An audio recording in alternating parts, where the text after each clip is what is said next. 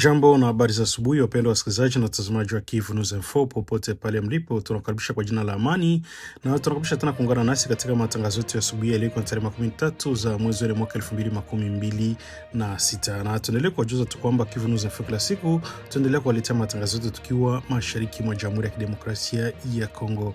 Ni fursa nyingine muhimu ya kuanza siku tukiwa pamoja tukikuletea habari sahihi za uhakika na zinaendelea kutoka ndani na nje ya nchi kwa lengo la kukuweka karibu na matukio yote yanayogusa jamii yetu. Basi tunaendelea kuwasihi msalie kuungana nasi kwa muda huu ambako tutakuletea taarifa mbalimbali za kisiasa, kiusalama, kijamii na kiuchumi pamoja na matukio kila siku yanaendelea kuibua mjadala katika maeneo tofauti.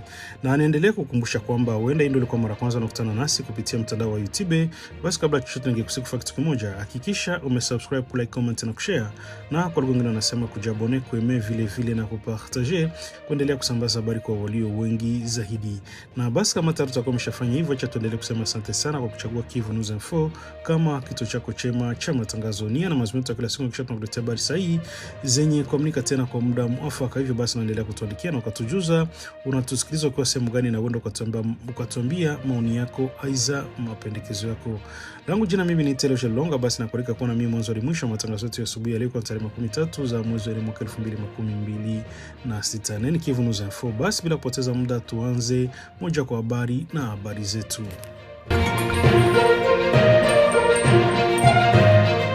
Mvutano wa kiusalama unaendelea kuongezeka kwa kasi katika eneo la Uvira mashariki mwa Jamhuri ya Kidemokrasia ya Kongo kufuatia tahadhari nzito iliyotolewa na makundi ya wazalendo kuhusu kile kinachodaiwa kuwa ni maandalizi ya mashambulizi mapya. Kwa mujibu wa taarifa rasmi iliyotolewa tarehe 28 Aprili na jeshi la kujilinda ambalo linajulikana kwa jina la Debu Kongole, linajulikana kama pia FADECO, kwa kuwa kuna viashiria vinavyoonyesha kuimarika kwa uwepo wa makundi ya muungano wa makundi ya wasi katika maeneo ya karibu na Uvira. Makundi hayo yanatajwa kujumuisha M23 Red Tabara pamoja na wanamgambo wa Twirwaneho ambao kwa mujibu wa taarifa hiyo wanadaiwa kupata msaada kutoka nchi ya Rwanda. Taarifa ya kijeshi inadaiwa kutoka katika makao makuu ya Katobo. Inaeleza kuwa vikosi hivyo vinaonekana kujikusanya katika vijiji vya Mugunda na Rumiko vipo karibu na eneo la Mwenga, umbali wa kilomita takriban 60 kutoka mji wa Uvira. Eneo hilo linaelezwa kuwa ni muhimu kimkakati na kwa sasa linatumika kwa kituo cha mkusanyiko wa vikosi hivyo vinavyodaiwa kujiandaa kwa operesheni kubwa za kijeshi. Kwa mujibu wa ripoti hiyo, muungano huo wa makundi ya silaha unadaiwa kupanga shambulio litakalolenga hasa maeneo ya Lemera na Bijombo. Maeneo hayo sasa yanadaniwa na vikosi vya ndani vinavyojulikana kama wazalendo ambavyo vinaendelea kushirikiana na jeshi la Jamhuri ya Kidemokrasia ya Kongo katika kulinda ardhi ya Kongo. Lengo kuu la operesheni hiyo kwa mujibu wa chanzo hicho ni kuvunja mstari wa ulinzi uliowekwa na vikosi vya wazalendo ili kufungua njia kuelekea mji wa Uvira. Mji unachukuliwa kama muhimu mkubwa si tu kwa sababu ina idadi ya wakazi wake, bali pia kwa nafasi yake ya kimkakati karibu na mpaka wa Burundi. Zaidi hiyo, ripoti inaibua hofu kwamba harakati hizo za kijeshi zinaweza kuwa na malengo mapana zaidi ya kijeshi na kisiasa. Inaelezwa kuwa uwezekano upo wa kutumia eneo hilo kama kituo cha nyuma cha operesheni zinazolenga pia kuvuruga hali ya usalama katika nchi jirani ya Burundi, jambo ambalo linaweza kuongeza mvutano katika ukanda mzima wa maziwa makuu. Kutokana na hiyo, FADECO imeonya juu ya hatari kubwa inayoweza kuwakumba raia, na tahadhari hiyo imelenga wakazi wa vijiji vya pembezoni hususan maeneo ya Mwenga, Lemera na Bijombo, lakini pia wakazi wa mji wa Uvira ambao wanaweza kujikuta katikati ya mapigano endapo hali itazidi kuwa mbaya. Wito umetolewa kwa jeshi la Jamhuri ya Kidemokrasia ya Kongo FARDC kuongeza umakini na kuimarisha ulinzi katika maeneo yote yanayotajwa kuwa katika hatari. Makundi ya wazalendo wametakiwa kusalia macho na kuendelea kushirikiana kwa karibu na vikosi rasmi vya jeshi ili kuzuia uvamizi wowote unaweza kutokea. Katika tahadhari hiyo, FADECO imeelekeza pia kwa vikosi vya jeshi la Burundi vilivyopo katika ukanda huo kushirikiana katika ufuatiliaji wa hali ya usalama kutokana na uwezo wa tahadhari kuvuka mipaka ya taifa. Ushirikiano wa kijeshi katika pande mbalimbali umetajwa kuwa ni muhimu katika kudhibiti hali kabla haijafikia kiwango cha hatari zaidi. Kwa upande wao, viongozi wa wazalendo wamewataka viongozi wa kisiasa na kiutawala katika maeneo haya hasa husika kuchukua hatua za haraka na madhubuti. Wamesisitiza umuhimu wa kuweka mifumo bora ya ukusanyaji wa taarifa na kitelejia ili kufuatia mienendo ya vikosi hivyo vinavyotajwa. Wakati huo wananchi wametakiwa kubaki watulivu, lakini waendelee kuwa makini. Wito umetolewa kwao kushirikiana na vyombo vya ulinzi na usalama kwa kutoa taarifa yote inaweza kusaidia kuzuia hatari kabla haijatokea. Tahadhari pia imetolewa dhidi ya kusambaza taarifa zisizothibitishwa ambazo zinaweza kuzua hofu na taharuki isiyo ya lazima. Hali mpya imeendelea kuonyesha ukubwa wa usalama katika eneo la mashariki mwa Jamhuri ya Kidemokrasia ya Kongo bado ni wasiwasi mkubwa. Uwepo wa makundi mengi ya silaha pamoja na mabadiliko ya mara kwa mara, ushirikiano kati yao unaendelea kufanya hali kuwa tete na isiyotabirika. Wachambuzi wa masuala ya usalama wanaonya kuwa bila hatua za haraka na za pamoja, hatari za mapigano makubwa yanaweza kuongezeka, hali ambayo itaathiri zaidi maisha ya raia wasiokuwa na hatia. Hivyo basi macho yote sasa yanaelekezwa katika eneo la Uvira na viunga vyake, huku jamii ikisubiri kuona hatua zitakazochukuliwa na mamlaka husika katika kukabiliana na tishio hilo jipya.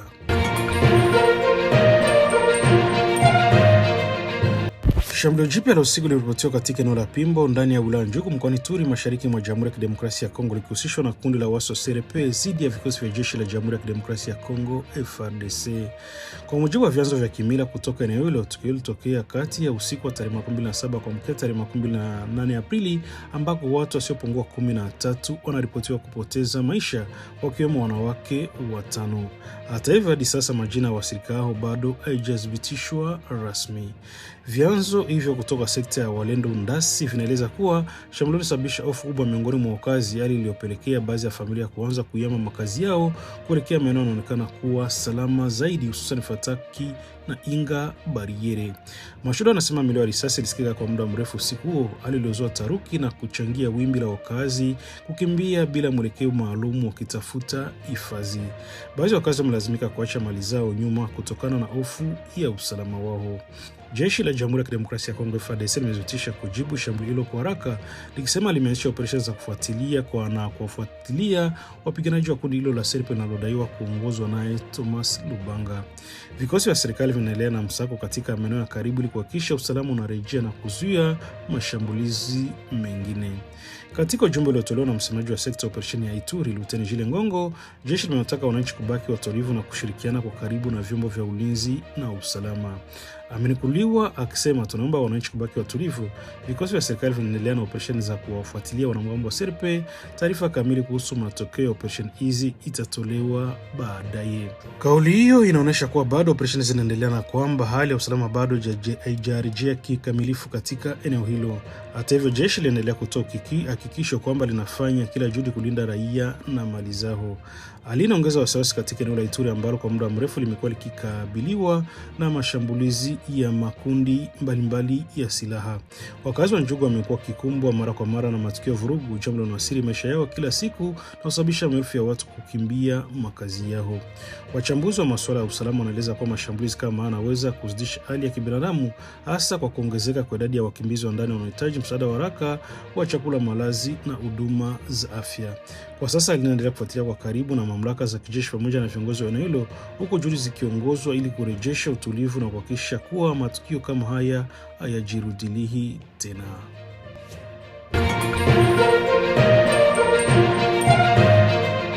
Mazungumzo ya amani kati ya serikali ya Jamhuri ya Kidemokrasia ya Kongo na waasi wa muungano wa M23 yanaendelea kukumbwa na vikwazo, huku hali halisi ya usalama wa mashariki mwa nchi hiyo ikiendelea kuwa tete bila mabadiliko ya maana. Hii ni baada ya kumalizika kwa duru ya mazungumzo yaliyofanyika katika nchi ya Uswisi kuanzia tarehe 13 hadi tarehe 17 Aprili, na mazungumzo hayo wakutanisha wawakilishi wa serikali ya Kinshasa na wale wa muungano wa waasi wa M23 kwa uwepo wa wadau wa kimataifa wakiwemo Marekani, Katari pamoja na Togo iliyokuwa ikisimamia mchakato huo kwa niaba ya Umoja wa Afrika. Duru hiyo inatarajiwa kufufua tena mchakato wa Doha uliokwama tangu kusainiwa kwa makubaliano ya msingi mwezi Novemba mwaka 2025 pamoja na masharti ya utekelezaji wa usimamizi wa ushitaji mapigano yaliyokubaliwa mwezi Februari mwaka 2026. Hata hivyo, licha ya matumaini hayo, hakuna maendeleo ya moja kwa moja yanaonekana kutekelezwa hadi sasa. Moja ya makubaliano muhimu yaliyofikiwa ilikuwa ni kuachiliwa kwa wafungwa waliokamatwa na pande zote mbili ndani ya muda wa siku 10. Hatua hiyo inalenga kujenga imani kati ya wahusika wa mgogoro huo, lakini hadi muda huo ilipokwisha hakuna mfungwa hata mmoja aliachiliwa, licha kila upande kuonyesha nia ya kufanya hivyo. Kwa mujibu wa taarifa zilizowasilishwa wakati wa mazungumzo hayo, kamati ya kimataifa Msalaba Mwekundu ilifanya kazi ya kutambua wafungwa kutoka pande zote mbili. Ibainika kuwa kulikuwa na wafungwa 311 wanaohusishwa na M23 pamoja na wengine 166 walikuwa katika orodha ya serikali ya Kinshasa. Hata hivyo, hatua ya kuachiliwa bado haijatekelezwa, jambo linaonyesha wazi kuwepo kwa msuguano katika utekelezaji wa makubaliano hayo. Wakati juhudi za kidiplomasia zinaendelea, hali ya usalama mashariki mwa DRC inaendelea kuzorota. Mapigano yanaendelea kuripotiwa katika maeneo mbalimbali, huku kila upande ukitumu mwenzake kwa kukiuka makubaliano ya kusitisha mapigano. Katika hali hiyo, jeshi la Jamhuri ya Kidemokrasia ya Kongo FARDC limetangaza kuwa iligundua ndege isiyo na rubani ya kijeshi ya Rwanda aina ya UAV tarehe 25 Aprili katika eneo la Point Zero kwenye nyanda za juu za Minembwe wilayani Fizi mkoani Kivu Kusini. Kwa mujibu wa jeshi, drone hiyo ilikuwa katika operesheni ya kushambulia maeneo ya kijeshi pamoja na raia. Jeshi lieleza kuwa matukio kama haya yanaonyesha nia ya wazi ya kuvunja makubaliano ya kimataifa na juhudi za kupunguza mvutano. Kauli hiyo iliongeza kwamba vitendo hivyo vinaendelea kuzofisha mchakato wa amani unaoendelea. Kwa upande wake, msemaji wa waasi wa M23 Laurent Kyaguka alijibu akidai kuwa vikosi vinavyounga mkono serikali ya Kinshasa vilifanya mashambulizi ya mabomu kwa kutumia ndege zisizo na rubani katika maeneo ya Kagenge, Mikenge na viunga vyake kuanzia tarehe 25 hadi tarehe 26 Aprili. Kwa mujibu wa waasi hao, mashambulizi yalikuwa na muda mrefu na yakikiuka wazi makubaliano ya kusitisha mapigano. Katika hatua nyingine, licha ya makubaliano ya kuanza utekelezaji wa mfumo wa pamoja ufuatiliaji na usitaji mapigano, hakuna timu iliyoshuka rasmi katika maeneo ya mapigano kama ilivyopangwa tarehe 24 Aprili mwaka 2026. Sababu kuu iliyotolewa ni kuendelea kwa mapigano pamoja na mazingira yasiyofaa kwa utekelezaji wa operesheni hiyo. Ujumbe wa MONUSCO wa mataifa kupitia MONUSCO pia ulisitiza masharti muhimu kabla ya kuanza kwa ufuatiliaji huo, ikiwemo kusitishwa kwa matumizi ya drone za kivita, kuondolewa na kuingiliaji wa mfumo wa GPS, kuruhusu kwa uhuru harakati za wafanyakazi wa Umoja wa Mataifa pamoja na usalama wa uwanja wa ndege wa anga. Akizungumza na waandishi wa habari tarehe 27 Aprili, msemaji wa serikali ya Jamhuri ya Kidemokrasia ya Kongo Patrick Muyaya alisitiza dhamira ya serikali ya kuheshimu makubaliano yote yaliyofikiwa, akieleza kuwa lengo kuu ni kurejesha hali ya kawaida kwa wananchi wa mashariki mwa nchi. Aliongeza kuwa serikali itaendelea kufanya kile iwezekanavyo kuhakikisha amani na rejea haraka, huku ikitangaza kufanyika kwa mkutano tarehe 28 Aprili kwa ajili ya kukamilisha utekelezaji wa mfumo wa ufuatiliaji wa usitaji mapigano pamoja na kujadili masuala ya kibinadamu na kisheria iliyopo kwenye ajenda ya Doha. Hata hivyo, pamoja na kauli hizo za matumaini, wachambuzi wa masuala ya kisiasa na usalama wanaeleza kuwa hali halisi inaonyesha tofauti kubwa kati ya makubaliano ya mezani na utekelezaji wake uwanjani. Wanabainisha kuwa kukosekana kwa hatua za vitendo kunazidi kuzofisha imani kati ya pande husika. Kwa jumla, hali inaonyesha kuwa mchakato wa amani bado ni dhaifu na unahitaji juhudi kubwa zaidi kutoka kwa wahusika wote pamoja na shinikizo la kimataifa ili kuhakikisha kuwa makubaliano yanatekelezwa kikamilifu na kuleta mabadiliko ya kweli katika maisha ya wananchi wanaendelea kuathirika na mgogoro huu. Mvutano wa kisiasa unaendelea kujitokeza ndani ya bunge la Jamhuri ya Kidemokrasia ya Kongo kufuatia mjadala kuhusu hoja kutokuwa na imani dhidi ya naibu waziri mkuu anayehusika na mambo ya ndani Jacquemain Shabani Luko. Kwa mujibu wa taarifa za ndani, uongozi wa muungano wa kisiasa unaungwa mkono serikali Union Sacrée de la Nation umewataka wabunge wake kupiga kura ya kupinga hoja hiyo ambayo ilitarajiwa kujadiliwa katika kikao cha bunge cha siku ya jana tarehe 29 Aprili. Kupitia waraka wa ndani uliosainiwa na katibu wa kudumu wa muungano huo Andre Mbata Mbangu, kambi ya wengi imetambua kuwa wabunge walioanzisha hoja hiyo hawana haki ya katiba kufanya hivyo. Hata hivyo, inasisitiza kuwa si wakati mwafaka wa hatua ya kumwondoa madarakani waziri ambaye ni sehemu ya muungano huo wa kisiasa. Katika hoja zao, viongozi wa Union Sacrée de la Nation wamekumbusha kuwa kwa mujibu wa katiba ya nchi, mamlaka ya kumteua au kumwondoa waziri yupo mikononi mwa rais wa jamhuri. Hivyo basi, wameeleza kuwa hatua yoyote ya kumwondoa waziri kupitia bunge linaweza kuingilia mamlaka ya rais, hasa ikizingatia kuwa tayari kumetangazwa uwezekano wa kufanyika mabadiliko ndani ya serikali katika kipindi kijacho. Waraka huo umeeleza kuwa kuna uwezekano pia wa hoja hiyo kukataliwa hata kabla ya kujadiliwa rasmi, iwapo baadhi ya wabunge waliotia saini watajitokeza kupinga au kukanusha ushiriki wao. Hali hiyo inaweza kusababisha hoja hiyo kutangazwa kuwa ikizi vigezo vya kisheria na hivyo kutupiliwa mbali kwa sababu ya kukosa uhalali. Mjadala unaonyesha wazi mvutano unaoweza kujitokeza kati ya bunge na serikali, hasa ambako masuala ya uwajibikaji wa viongozi kugongana na maslahi ya kisiasa na makundi yanayounda serikali. Wachambuzi wa siasa wanaeleza kuwa hatua ya Union Sacrée kuingilia mchakato ina lengo la kulinda mshikamano wa kisiasa ndani ya serikali. Pia inaweza kuibua mjadala mpana kuhusu uhuru wa wabunge katika kutekeleza majukumu yao ya kusimamia serikali. Ujerumani umeahidi kuendelea kuunga mkono juhudi za kibinadamu nchini Jamhuri ya Kidemokrasia ya Kongo, ukitangaza msaada wa takriban euro milioni 200 kwa ajili ya kusaidia waathirika wa migogoro na kuimarisha maendeleo. Ahadi hiyo imetolewa wakati wa ziara ya mwakilishi wa Ujerumani Lars Castellucci aliyefika katika mji wa Kinshasa na Beni, ambako alishuhudia hali halisi ya maisha ya wananchi wanaokabiliwa na changamoto kubwa za kibinadamu. Kwa mujibu wa takwimu zilizotolewa, karibu watu milioni 27 nchini humo wanakabiliwa na uhaba mkubwa wa chakula, huku takriban watu milioni 6 wakiwa wamekimbia makazi yao kutokana na migogoro inayoendelea hasa mashariki mwa nchi. Katika maelezo yake, Lars Castellucci alisitiza kwa Ujerumani unaendelea kuichukulia Jamhuri ya Kidemokrasia ya Kongo kama moja wa vipaumbele katika sera zake za kimataifa, hasa katika masuala ya misaada ya kibinadamu na ushirikiano wa maendeleo. Aliongeza kuwa licha ukubwa wa tatizo la kibinadamu nchini, bado halijapewa uzito unaostahili katika jukwaa la kimataifa kutokana na dunia kukabiliana na migogoro mingi kwa wakati mmoja. Hivyo ametoa wito kwa jumuiya ya kimataifa kuongeza juhudi za umakini zaidi katika kushughulikia mgogoro wa Kongo. Wakati wa ziara yake pia alitoa pongezi kwa uthabiti wa wananchi wa Kongo, hasa wanawake na watoto ambao wamekuwa wakisirika wakubwa mgogoro mara kwa mara. Alieleza kuwa licha ya mazingira magumu, wananchi hao wanaendelea kuonyesha nguvu ya kipekee na kustamili hali hiyo. Ujerumani imeeleza nia yake ya kuimarisha zaidi ushirikiano na Jamhuri ya Kidemokrasia ya Kongo, kizingatia pia fursa zilizopo kupitia idadi kubwa ya vijana nchini ambayo inaweza kuwa chachu cha maendeleo ya baadaye. Kwa ujumla tu inaonyesha kuwa Ujerumani inatambulisha kama mshirika wa muda mrefu wa Kongo, ikiwa na dhamira kusaidia si tu katika kukabiliana na dharura ya kibinadamu, bali pia katika kujenga misingi imara ya maendeleo endelevu la taifa.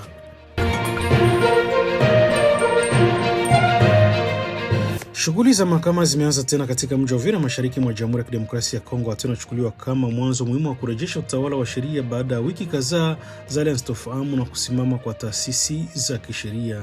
Kuanza upya kwa shughuli hizi kunafuatia kipindi kigumu ambacho ni mji huo ulikumbwa nacho baada ya kukaliwa na waasi wa M23 mnamo tarehe 10 Disemba mwaka 2025 kabla ya kuondoka mwezi Januari mwaka 2026.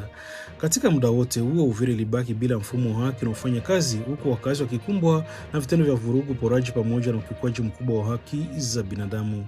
Kwa sasa katika mahakama ya kijeshi ya Uvira, kesi za kwanza zimeanzwa kusikilizwa, zikihusisha hasa baadhi ya wapiganaji wa makundi ya wazalendo ambao walikuwa wakishirikiana na jeshi la serikali katika mapambano dhidi ya uasi. Mamlaka zinaeleza kuwa kesi hizi za wazi na lenga kupambana na hali na itakayodhibitiwa kwa uhalifu pamoja na kurejesha imani ya wananchi kwa vyombo vya dola. Katika mitaa mbalimbali ya mji, wakazi wanaanza kuratibu kurejea katika maisha ya kawaida baada ya muda mrefu ya hofu ya kukosekana kwa huduma za msingi za haki. Wengi wao wameeleza matumaini kwamba kurejea kwa mahakama kutasaidia kutatua migogoro, kurejesha utulivu na kuimarisha usalama wa jamii hii.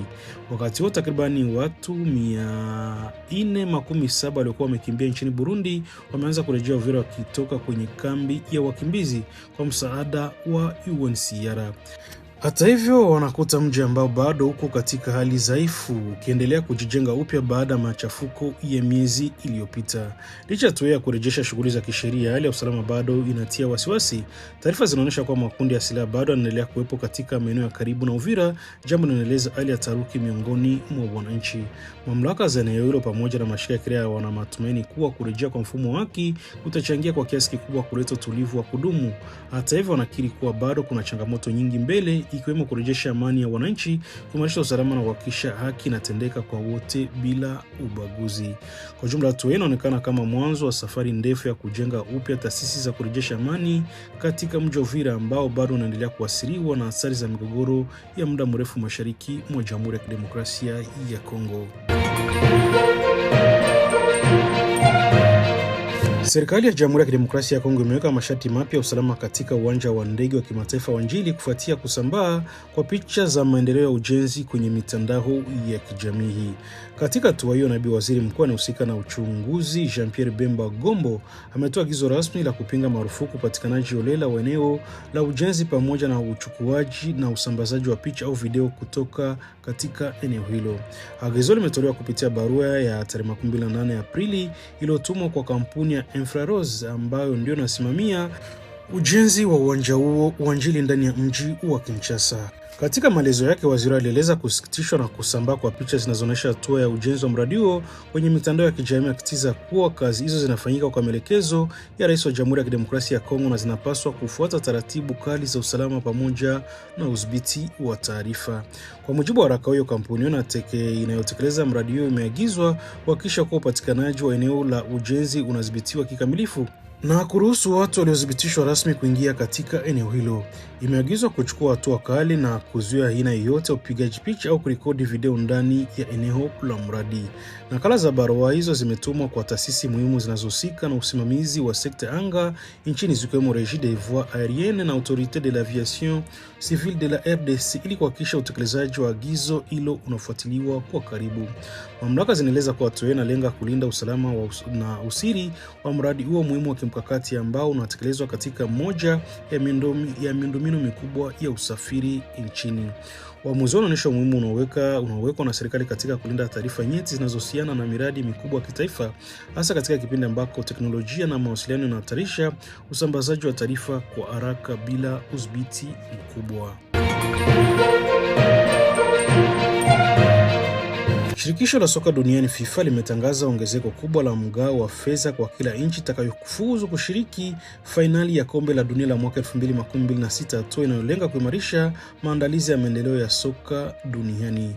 Kwa mujibu wa taarifa iliyotolewa na baraza la FIFA tarehe 28 Aprili mwaka 2026, kila taifa litakaloshiriki katika mashindano ya FIFA World Cup mwaka 2026 litapokea takriban dola za Marekani milioni 18.14, ikiwa ni ongezeko la 15% ikilinganishwa na mashindano ya awali. Tangazo hilo limetolewa kabla ya mkongamano la 76 la FIFA litakalofanyika nchini Canada, mojawapo wa mataifa yatakayoshiriki kuandaa mashindano hayo ya dunia. Kwa mujibu wa FIFA, mgao mpya unajumuisha vipengele mbalimbali ikiwemo mfukuzi wa maandalizi ambao umeongezwa kutoka dola milioni 1.5 hadi dola milioni 2.5 pamoja na mgao wa moja kwa moja unahusiana na kufuzu ambalo litaongezeka kutoka dola milioni 9 hadi dola milioni 10. Kuna pia msaada mingine inayolenga kugharamia mahitaji ya kambi za timu, usafiri wa vifaa vya kutawala pamoja na ongezeko la idadi ya tiketi zitakazotolewa kwa kila timu kushiriki, ambako jumla msaada wa moja kwa moja kwa timu unaozidi dola milioni 16. FIFA imesema kuwa mapato yatakayobaki yataendelea kutekelezwa katika mradi ya maendeleo ya soka duniani, ikinufanisha zaidi mashirikisho 211 wanachama wake duniani kote. Rais wa FIFA amesema shirikisho hilo kwa sasa lina uwezo mkubwa wa kifedha kuliko wakati wowote katika historia yake, hali inayowezesha kuwekeza zaidi katika maendeleo ya soka kwa nchi zote wanachama.